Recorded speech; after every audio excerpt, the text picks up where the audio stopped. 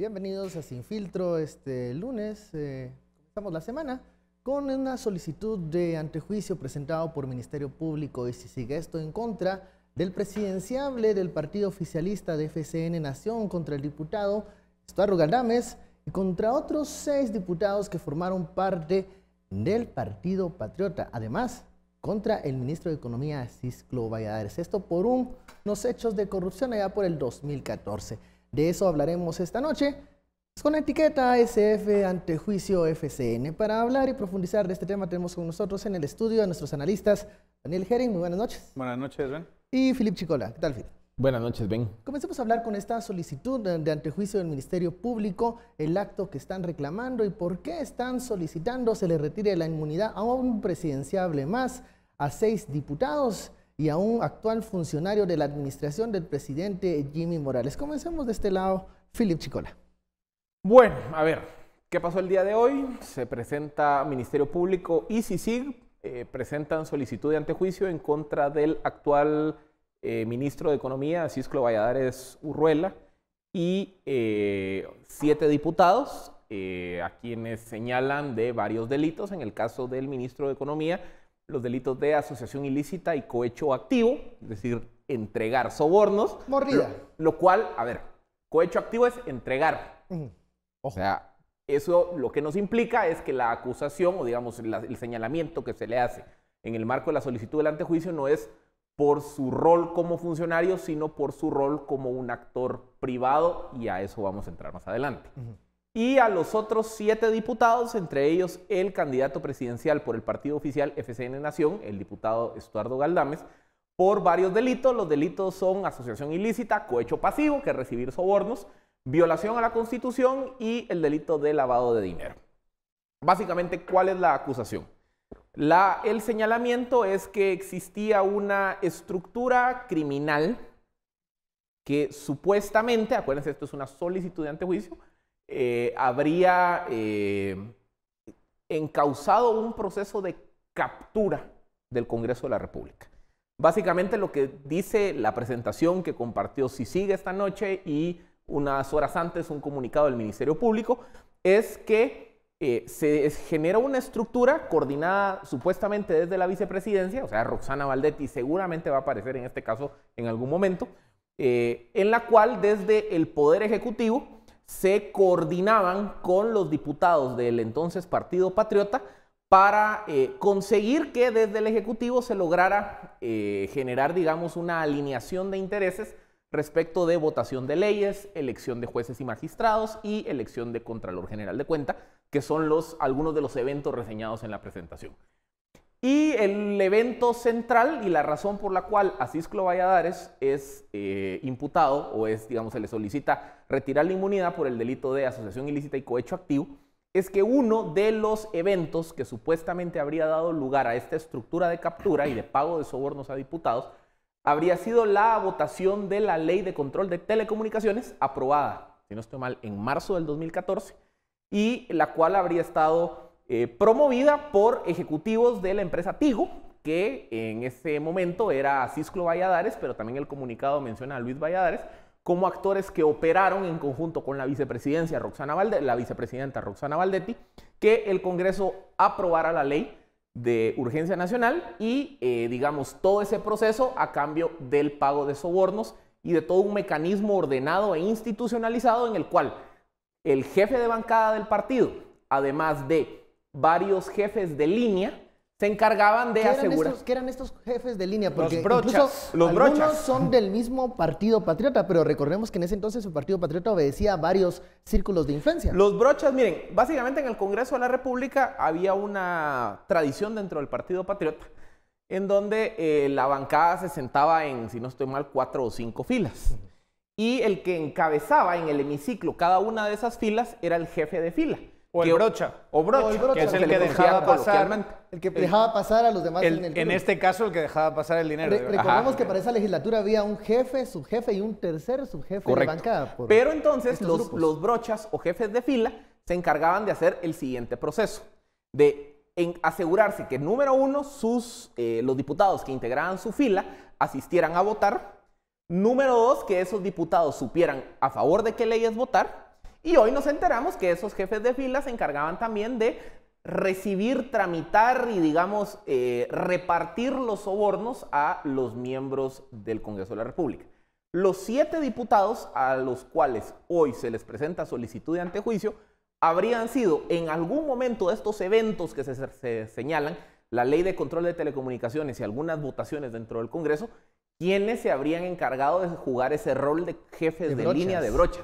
Y un dato más, ¿saben cómo le decían a los sobornos? Los diputados, así coloquialmente, las champurradas. Entonces entre la gallina con crema y loroco y las champurradas se están metiendo ahí con la gastronomía, hombre, eso no se vale. Entre gallina y crema Yo creo que están dejando pobre el Estado. El amor hacia el loroco y las champurradas, por lo menos a mí no se me va a quitar por esto, ni muchísimo menos. Pero bueno, hablan de un Congreso supeditado. ¿A qué intereses?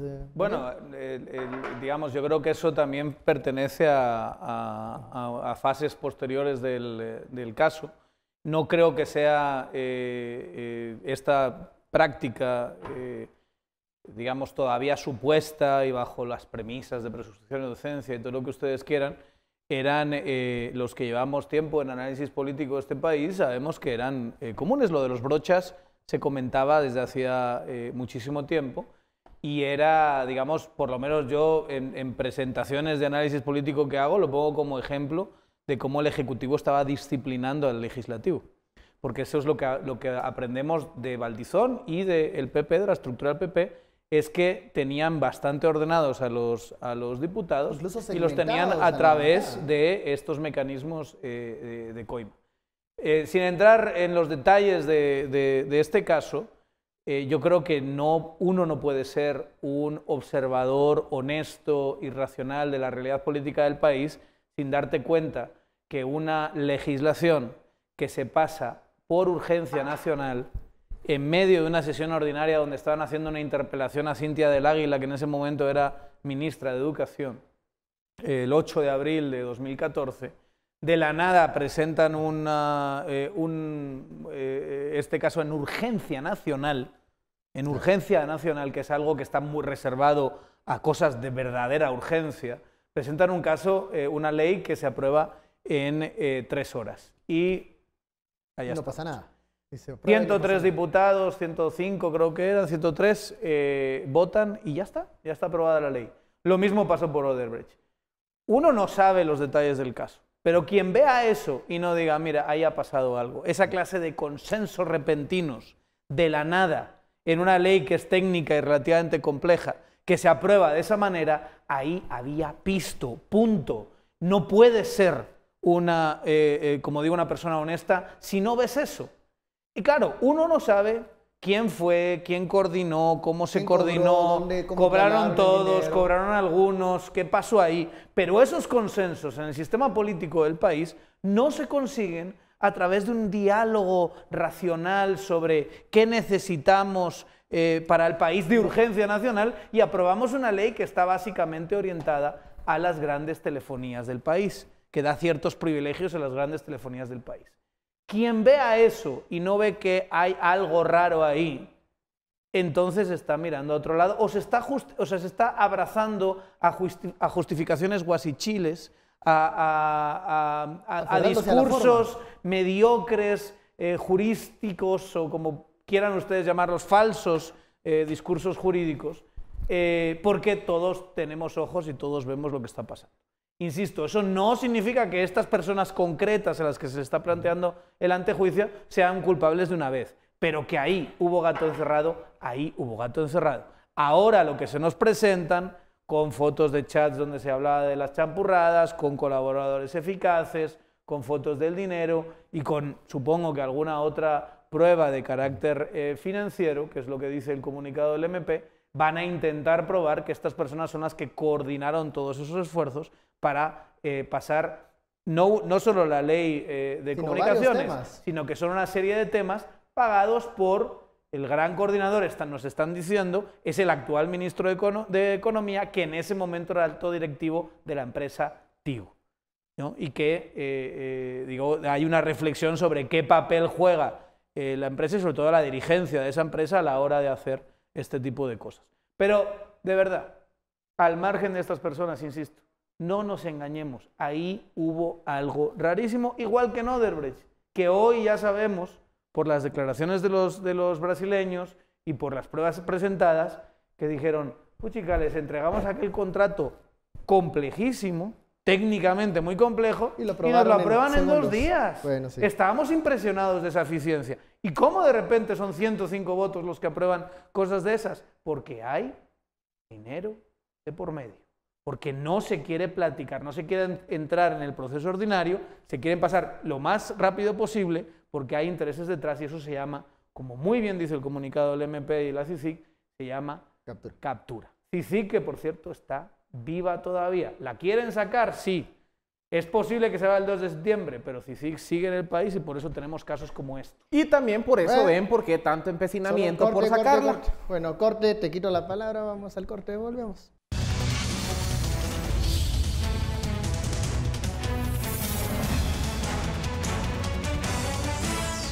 Seguimos acá en Sin Filtro con la etiqueta ASF Antejuicio FCN. Estamos hablando de esta solicitud que presentó el Ministerio Público y la CICIG en contra del presidenciable del partido oficial, Estuardo Galdames, 6 diputados que pertenecieron al Partido Patriota y también contra el actual ministro de Economía, Cisclo Valladares. Hablábamos de la presencia de CICIG en estos casos, bueno, aún lo está acompañando MP, CICIG, estas solicitudes de antejuicio. Pareciera que entonces sigue pues trabajando. Que sigue trabajando. Solo los del Net Center y el club de los, ¿cómo le decíamos? Los desvelados son los únicos que ahí por autoconvencimiento quieren pensar que no, pero por lo menos de aquí al 2 de septiembre ahí sí. Y hay casos. Y hay casos. Bueno, ahí está la demostración, o sea, no... Y solo una cosa. Es un caso de CICIG. Tal vez importante señalar la otra parte del proceso, porque hay muchas preguntas, decir, ¿cómo así? ¿Qué son los antejuicios? Generalmente los casos de MP son a las 6 de la mañana, capturas y demás. Es que ven, este caso tiene una complejidad procesal particular. Este caso, a ver, digamos, este caso tiene como 2 inputs, 2 entradas. La primera entrada, se recordarán que en el marco del caso Construcción y Corrupción, hay una declaración de un colaborador eficaz, Julio Carlos Porras Sadik, que básicamente señala que la razón por la que, este señor Julio Carlos Porras Sadik era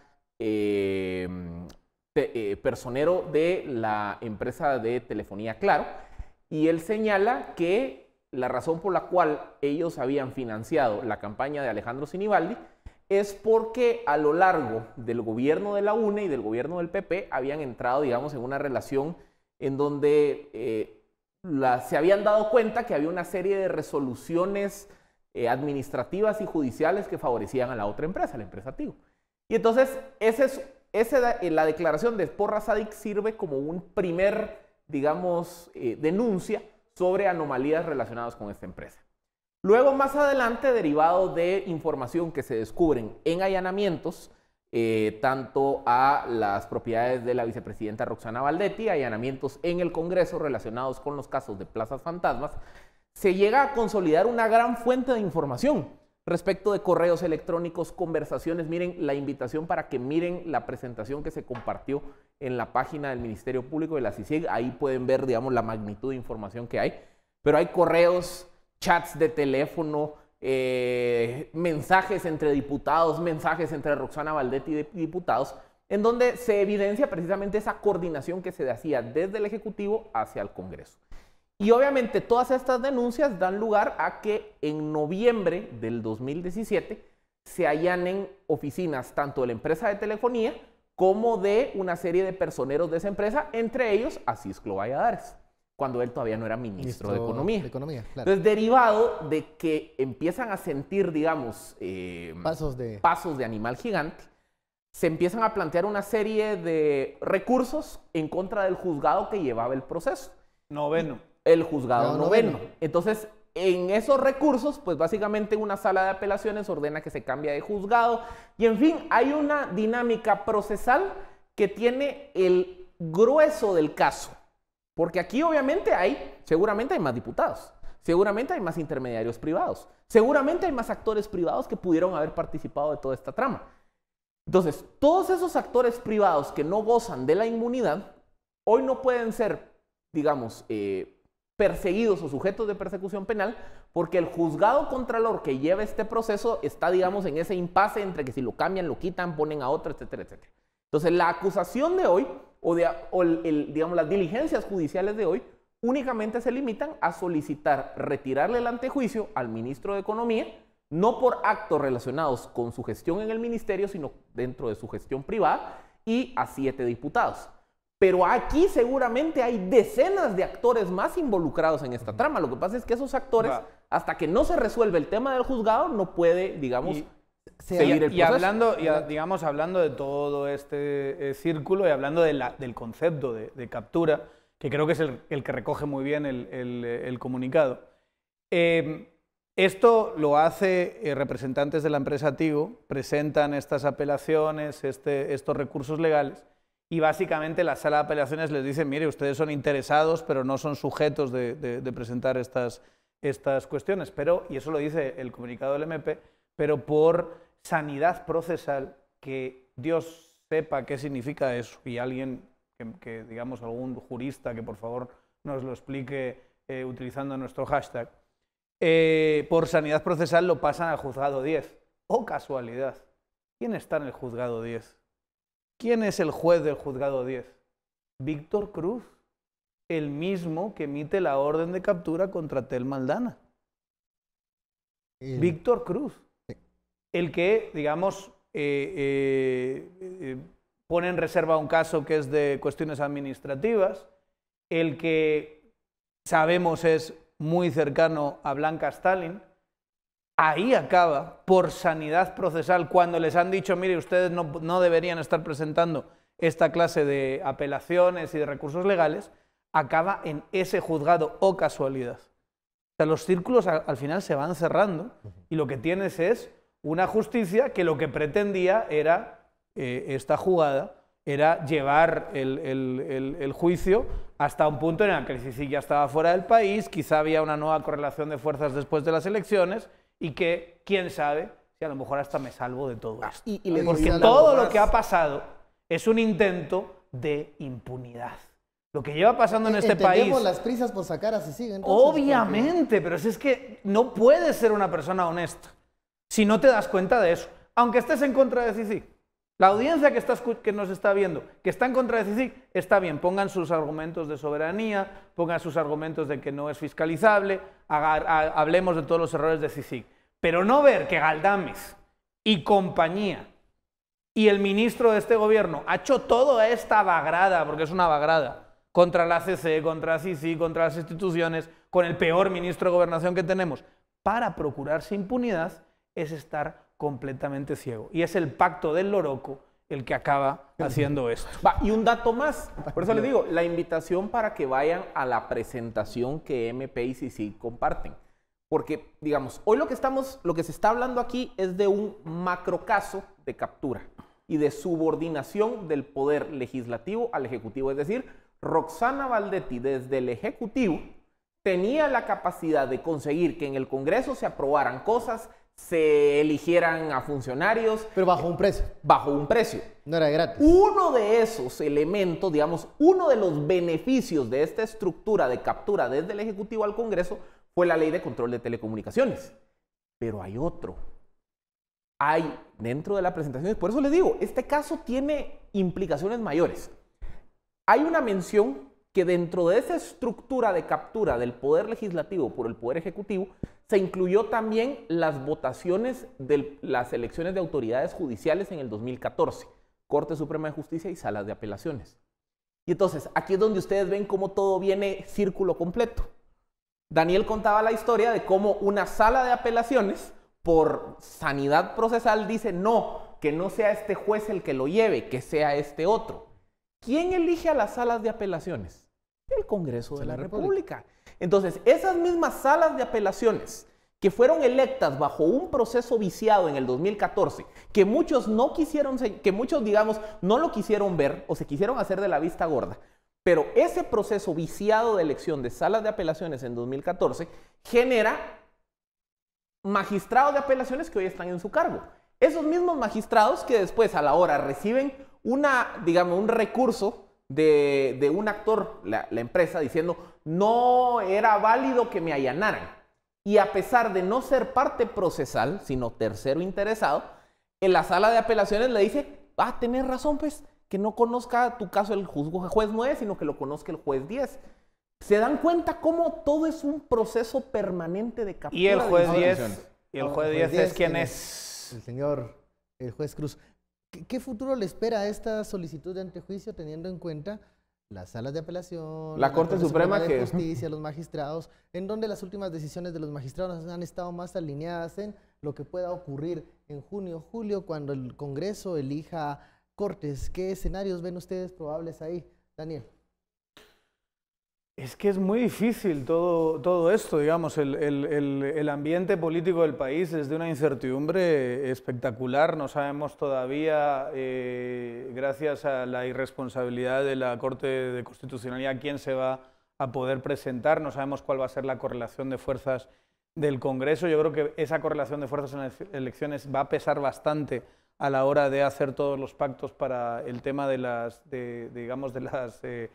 nuevas cortes, pero por supuesto, digamos, el incentivo de la clase política actual, ¿cuál es? Procurarse impunidad. ¿Queremos seguir cerrando círculos? Una de las decisiones que dice el comunicado del Ministerio Público, que parece que se ve influida o supuestamente se ve influida por el dinero que estaba entregando a Cisclo Valladares a través de la vicepresidencia a los brochas y los brochas a los diputados, es la elección del Contralor. El Contralor, ese Contralor se llama Carlos Mencos. Carlos Mencos hoy es candidato a diputado por Escuintla de la UNE. UNE, partido por el que todos los que estamos metidos en este ámbito político sabíamos que iba a Cisclo Valladares a ser su vicepresidencial. No lo fue al final por una cuestión, digamos, cayó en desgracia por una cuestión más de estilo personal. Pero eso, así es como se cierran los círculos, así es como se hacen los pactos políticos. No son casualidad y fíjense ustedes, no están basados en ideas. No es algo que sea, tengo la misma ideología, tengo el mismo proyecto político, creo en las mismas políticas públicas, vamos a presentarnos juntos. No, en la política de Estado capturado, cooptado, de corrupción sistémica, los acuerdos se hacen por estas cosas. Y hoy por hoy, algo que no era tan importante porque ya estaba atado, que era procurarse impunidad, ha sido el eje fundamental de la mayor parte de acuerdos que hemos tenido en este país en los últimos meses. Y vean los listados de candidatos y vayamos sacando nombres y vayamos sacando relaciones y vean quién está de estos nombres que están siendo acusados, quién está en listas de qué partido, y al final vas cuadrando círculos y acaba ¿cómo? Acaba que es una red de intereses donde la mayor parte del menú que se está ofreciendo a los guatemaltecos está contaminado. Y va a dar diarrea si se come. Vamos a la pausa y regresamos para seguir hablando del cartel de la champurrada. Volvemos.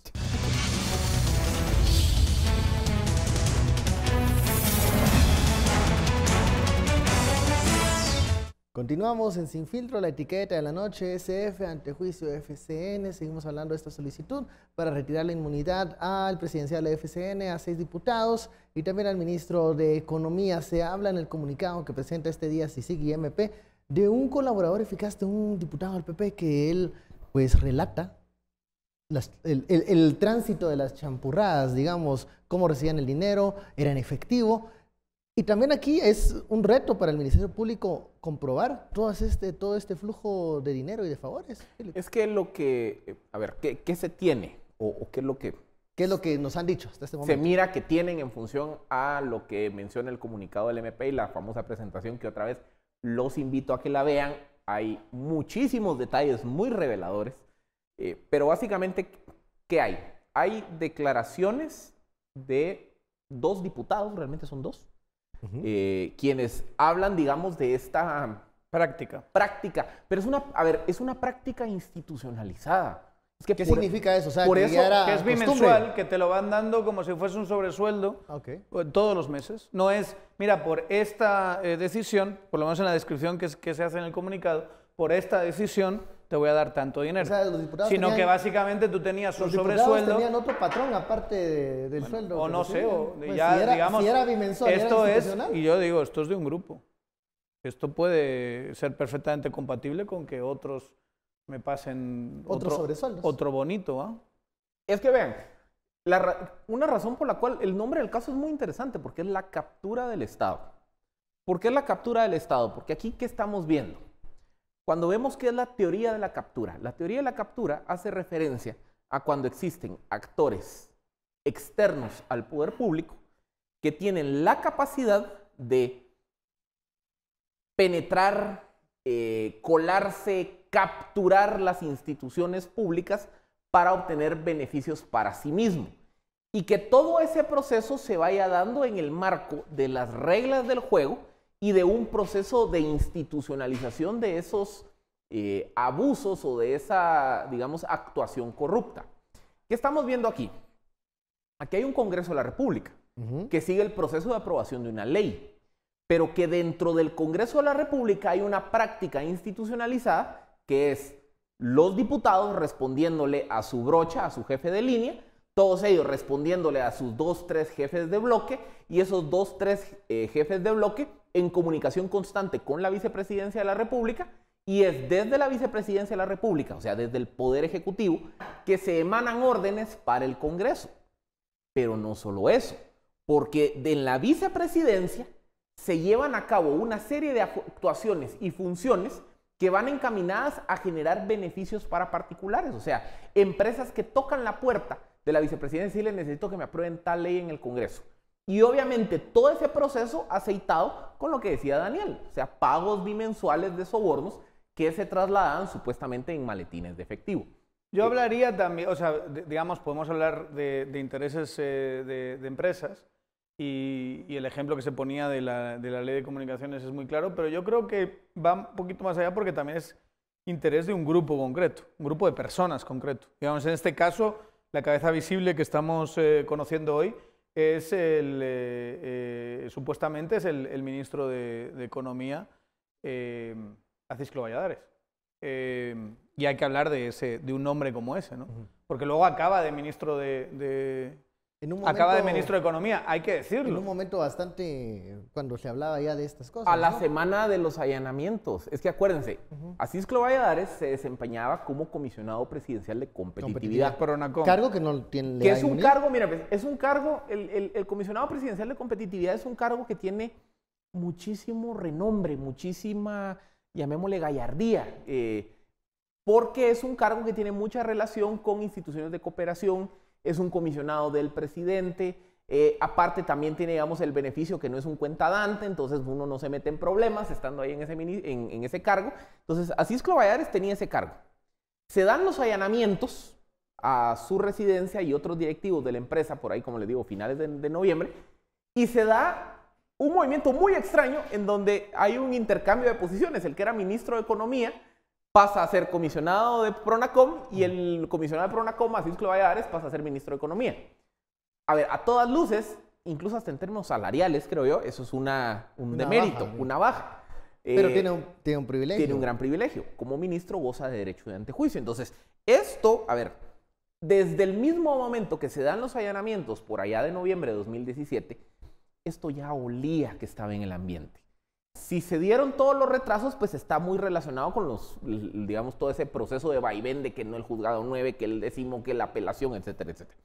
Pero hay otro elemento más. Toda esa narración de cómo funcionaba, todo ese gran engranaje de captura, desde lo particular hacia lo público y desde el Ejecutivo hacia el Congreso, está detallado con el testimonio de 2 diputados. Hay varios asesores de algunos, incluso de los diputados, que hoy están siendo sujetos de la presentación del antejuicio, que también presentaron correos, presentaron declaración, tienen testimonios. Hay también testimonios de personal de las AAS y de Casa Presidencial, en donde ellos dan fe de las reuniones que se daban para discutir esos temas.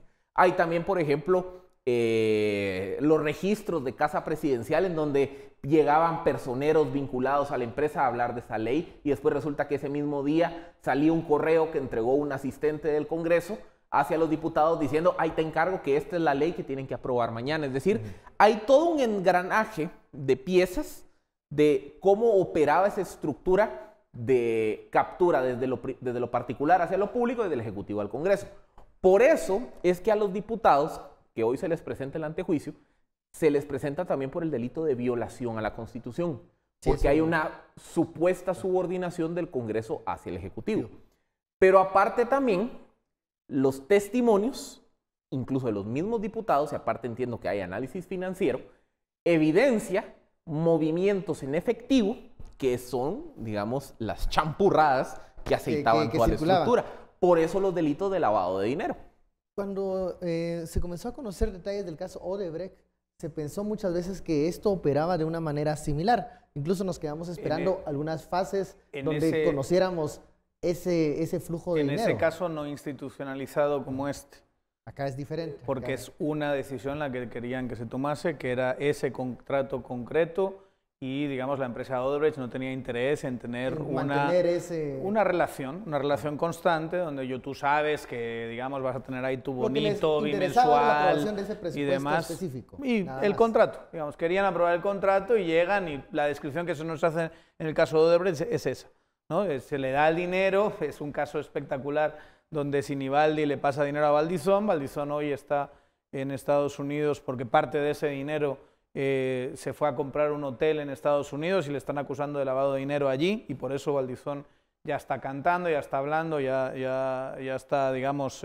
dando solo. Sí, claro, la Traviata le está contando ahí a las autoridades en Miami, por lo que parece, pero vamos, tiene que ver todo con este caso. O sea, el que iba segundo en las encuestas, que era Sinibaldi, le pasaba dinero de financiamiento de campaña al que iba primero. O sea, más captura que esa no puede Compadre, hablado eso. Sí, o sea, impresionante. Hoy te toca a ti, mañana a mí. Y hoy nos repartimos 70-30 los negocios y mañana nos repartimos al revés. O sea, y esa es básicamente la lógica. Creyendo que había una rivalidad ahí. Y en muchos casos incluso inventándose esa rivalidad, pero volvemos otra vez a la misma historia de las Cortes de 2014, todo lo demás, digamos. O sea, al final, una vez más, insisto, esto está muy relacionado con cómo se hace esta negociación en el ámbito político, ¿no? Y cómo distintos actores políticos acaban básicamente disciplinados por este aceite maravilloso que son las champurradas. Imagínate que en esta ocasión el primero y el segundo candidato estén también entendidos de esa misma manera. Lo que pasa es que hoy no sabemos quién es el primero y el segundo, no sabemos qué se va a presentar. Esto es bastante más confuso. En este caso es bastante más confuso que en 2015. ¿Sigue la captura del Estado? ¿Está funcionando es que, misma estructura? ¿Qué es el Pacto del Oroco, si no? El Pacto del Oroco. Es que vean, hay una cosa que venía pensando, decía, miren, este ha sido un sistema que ha funcionado de esta forma durante años, si no es que décadas. Lo que pasa es que aquí habían rumores, noticias, corridos de pasillo, pero nunca habíamos logrado visualizar los entretelones de esto, de la captura del sistema. Y hemos visto diferentes expresiones de esa captura del sistema. Lo vimos con el caso cooptación, cómo el Partido Patriota se constituye como una estructura dedicada a cobrar sobornos, lavar dinero y repartirle a todos los miembros de la estructura. Obviamente recibían más los de hasta arriba y como que fuera una verdadera mafia criminal. Nos hemos dado cuenta como que fuera, dice. Va como una verdadera mafia criminal al estilo siciliano. Y jerarquizada. Y jerarquizada. Nos vamos al Congreso de la República y nos topamos que desde el Congreso de la República existe toda una estructura para contratar personal que no van a cumplir sus funciones, plazas fantasma, no solo en el Congreso, sino instituciones del Ejecutivo, sobre las cuales los diputados ejercen cierta presión. Nos damos cuenta también que existe toda una estructura en el sistema de contratación de obra pública, de infraestructura de carreteras, en donde el ministro de Comunicaciones, Alejandro Sinibaldi, tenía toda una macro red de empresas, tanto en Guatemala como offshores, que servían para captar sobornos de todas aquellas empresas que querían que les pagaran contratos que les adeudaban del pasado o para acceder a nuevos contratos. Ahí en esas empresas iban justos y pecadores. Así. Luego nos encontramos con estructuras que se coordinan con varias municipalidades y gobernaciones departamentales para hacer exactamente lo mismo del caso Sinibaldi, solo que a nivel local. Y así podemos seguir caso por caso, por caso, por caso. ¿Qué es lo que vemos aquí, señores? Esto es el ejemplo paradigmático de un Estado capturado, un Estado que sirve para intereses o de criminalidad o intereses de corrupción. Y aquí lo que ha ocurrido es que por primera vez nos empezamos a dar cuenta cómo funciona ese Estado capturado. Y los responsables, marginales algunos, quizá falten otros, muchos más, están siendo llevados ante la justicia. Y eso no gustó. Y eso es la razón por la cual el sistema empezó a crujir. Yo sí les digo una cosa, a mí me daría vergüenza voltear a ver a mis hijos y decirles que yo defendí ese sistema. Y así dicen que el pasado era mejor. Y así dicen que el pasado era mejor y que hay que regresar a lo viejo. Bueno, vamos a la pausa, regresamos. La etiqueta SF, antejuicio FCN.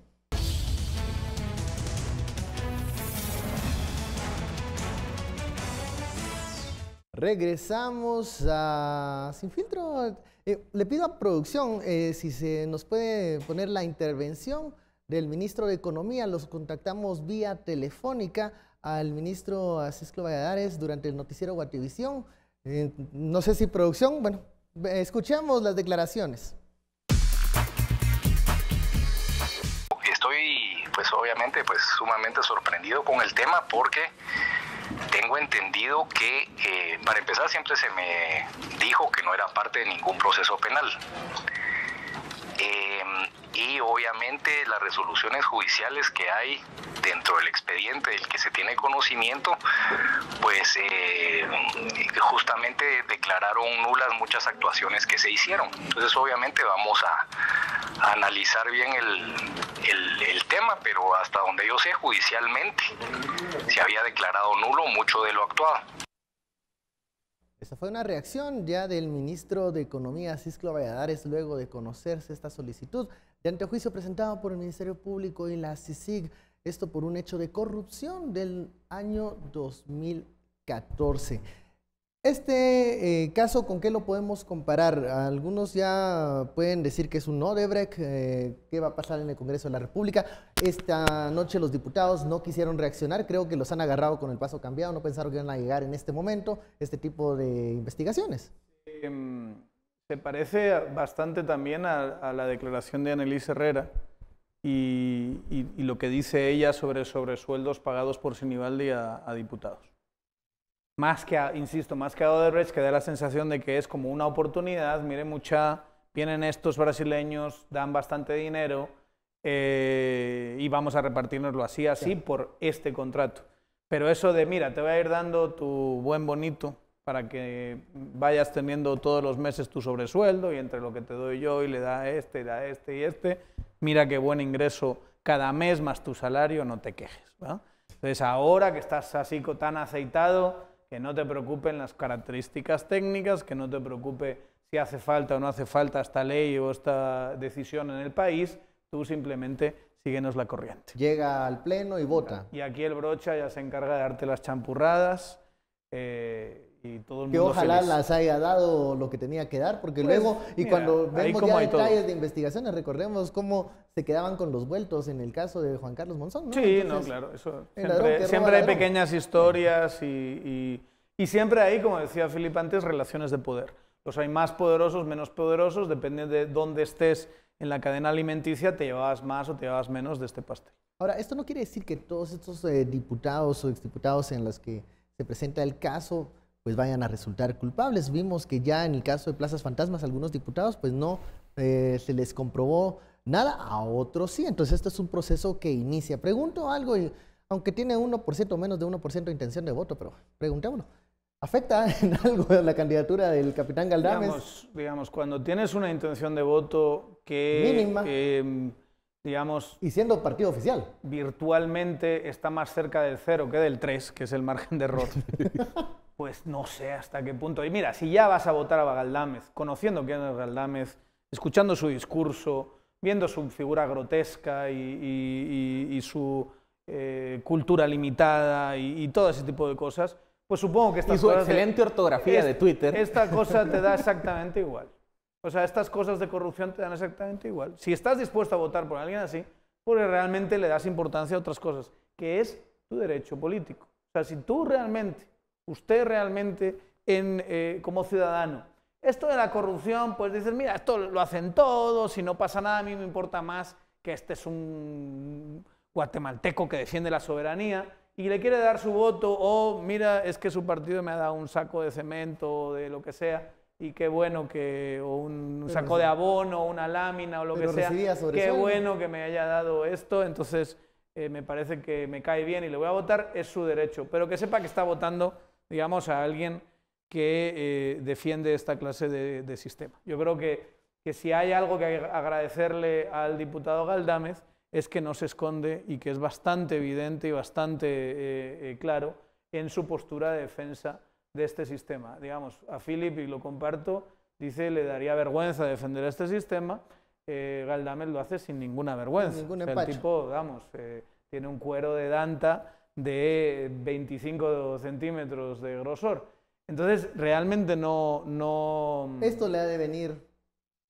No le afecta. Pues no sé, digamos, o sea, le afecta porque hay un caso contra él, le afecta porque no va a ganar, no va a pasar a segunda vuelta y el 17 de junio ya no tiene, bueno, sí, perdón, sí, como diputado sí va a seguir hasta el 14 tiene inmunidad. Pero como no pudo presentarse como diputado, el 14 a las 14 va a dejar de tener esa inmunidad. Bueno, que se tiene que preocupar entonces, sí. Pues en ese momento sí se va a tener que preocupar, pero digamos, en términos de cómo va la campaña o si el porcentaje de votos se puede trasladar, es tan marginal que realmente da exactamente igual. Yo creo que, digamos, pensar, y esa es otra cosa, ¿no? Porque cuidado que va a salir Galdámez diciéndolo, no tengo ninguna duda. Me sorprendería y habrá que reconocer el error si no sale diciéndolo. Lo más seguro es que diga que esto es político y que realmente están atacándole porque él es candidato a la presidencia.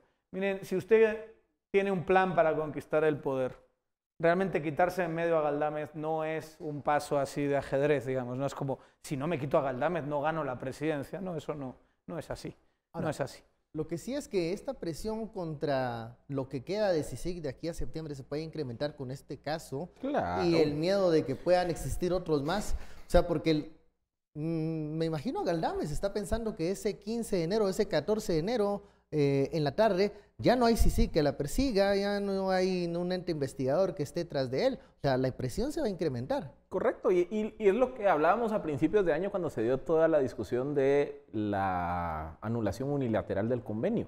Aquí también hay intereses de entorpecer el proceso de forma operativa. Por ejemplo, análisis financieros que los pudieron haber desarrollado peritos de CICIG. ¿Qué va a pasar el día en el juicio de X caso en el 2020? Cuando el autor de ese análisis financiero tenga que venir a explicarlo y a defender ese estudio. ¿Quién lo va a hacer? O sea, sí, ya no va a estar. Entonces, esto no solo es un cálculo de decir, el 3 de septiembre me quito al actor que me va a perseguir, sino que también es que hacia futuro, aun si el proceso continúa su cauce, va a haber una serie de pruebas que no van a poder ser, digamos, debidamente diligenciadas porque sus autores o los actores que participaron de los allanamientos, del diligenciamiento de la prueba, de los análisis financieros, del análisis criminal, ya no van a estar en Guatemala. Entonces, también hay un cálculo aquí muy frío de decir, el 3 de septiembre se acaba la tormenta y aquí volvemos a seguir como eran los viejos tiempos. Una. Dos, aquí también seguramente hay muchos actores que viven bajo una psicosis y un miedo colectivo. ¿Por qué?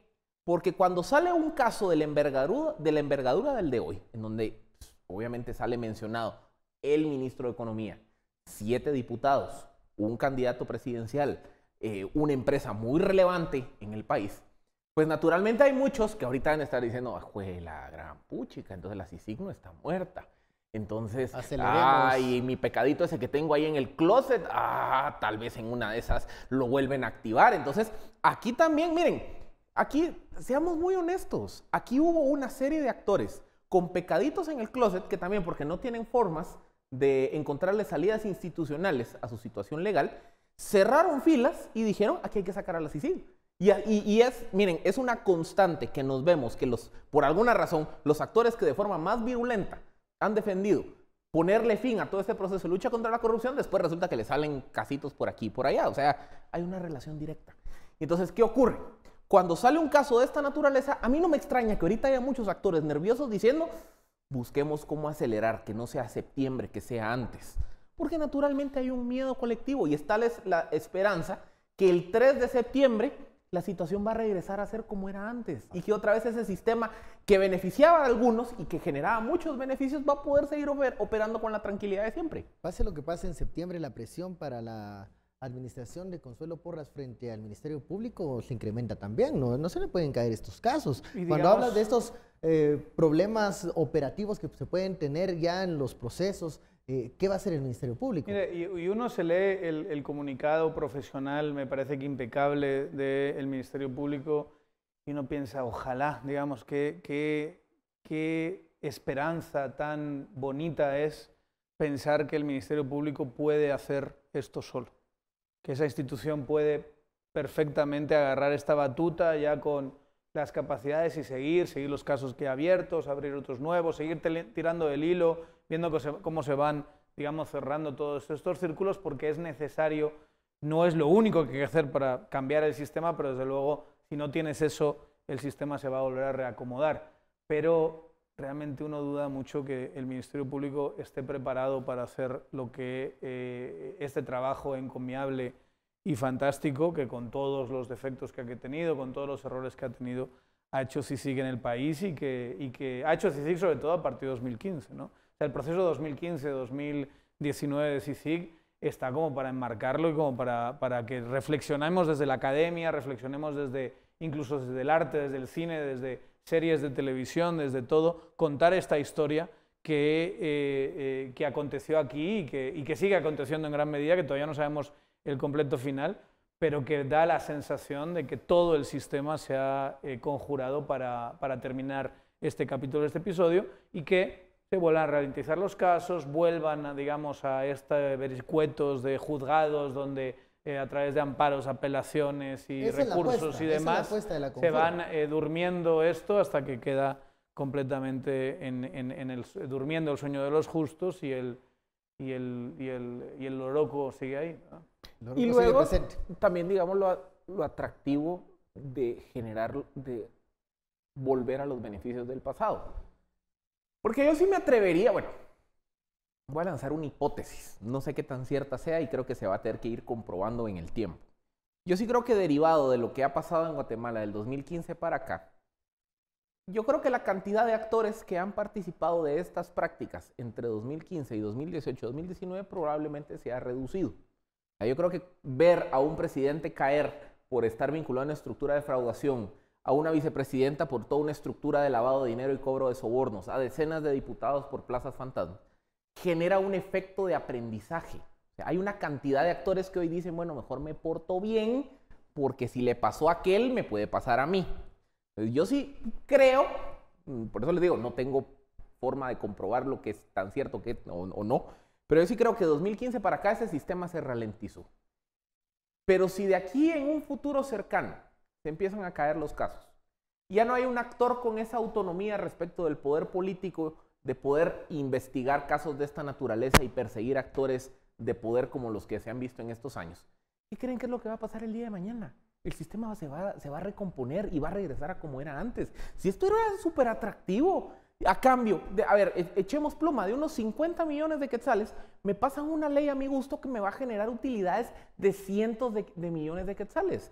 Para los diputados, imagínense, si solo por alinearme a esta estructura controlada de la vicepresidencia me van a pasar 25, 50 mil quetzales extras, más los pagos individuales que se generan en contratos tipo Odebrecht, más lo que yo gestiono vía otros sobornos, intermediación de obra y demás, ahí es donde se dan cuenta cómo hace sentido que hay personas que pagan 1 o 2 millones por su candidatura porque saben que van a ir a obtener 5 o 10 millones una vez en el poder. Y salen los réditos, salen los números. Hay que decir una cosa, y solo para ilustrar esto. En los círculos de Rosana Valdetti durante las épocas doradas se hacía el chiste de que Guatemala era el tuk-tuk del desarrollo, decían. Entonces, básicamente, la tesis del tuk-tuk del desarrollo es que Guatemala va hacia el desarrollo, pero el desarrollo le toca a los que caben en un tuk-tuk. A 4, digamos. Los demás no, pero si hay desarrollo, claro, hay desarrollo para ellos. Y ese era un chiste cínico, a más no poder, que se hacía en ese momento. Hay una oportunidad, yo sé que mucha gente es cínica al respecto, pero hay una oportunidad en las elecciones de intentar mínimamente cambiar esto. Y los que nos están viendo, yo soy extranjero, yo no puedo votar Tengo 2 hijos guatemaltecos, pero yo no puedo votar en este país. Yo sí le pido a los que vayan a votar ese día que se fijen, que vean si las personas por las que van a votar, si los listados por los que van a votar, si los candidatos a la presidencia por los que van a votar, van a querer mantener este sistema, porque este sistema no da para más, no, ya topó. Va a ser un tuk-tuk que sí va a llevar a 4 al desarrollo y los demás vamos a estar mirando desde la parada. No hay forma de que las instituciones cambien cuando tienes estas redes de incentivos. ¿Quién se va a meter a pelear contra esta red de incentivos? Y no es uno o nadie para decir seguro va a ser esto o lo otro, cada uno podrá tener su opinión. Pero por favor, fíjense bien. Fíjense bien si en los listados hay gente que ha estado toda la vida en esta red de relaciones. Fíjense bien si cuando han tenido la oportunidad de cambiar el sistema no lo han hecho. No se han peleado contra el sistema, han sido anuentes o colaboradores de ese sistema. Y por favor, intenten, los que tengan esa capacidad también, los que tengan la capacidad de informarse mejor y de estar más formados, intenten votar por esos listados y por esa gente que sí va a intentar, o que crean ustedes que van a llegar a intentar cambiar este sistema. Porque los que defienden este sistema no nos van a llevar a ningún sitio. Se van a llevar ellos mismos hacia el desarrollo con su tuk-tuk, pero a todos los demás nos van a dejar donde estamos. Bueno, hemos llegado al final de este análisis. La etiqueta de esta noche fue SF, antejuicio FCN, un nuevo antejuicio que nos deja entonces con otro ejemplo más de cómo ha sido capturado el Estado. Un Estado que funciona para unos pocos, que ha funcionado muy bien también para otros sectores y que no le han dado resultados a usted. Usted ahora dése cuenta por qué no llega el agua, por qué no hay luz, por qué no hay servicios básicos, por qué no hay salud y educación, porque el dinero se iba a otros bolsillos. Muchísimas gracias, Daniel. Philip, a usted muchas gracias por su preferencia. Esto fue Sin Filtro. Feliz noche. Nos vemos mañana.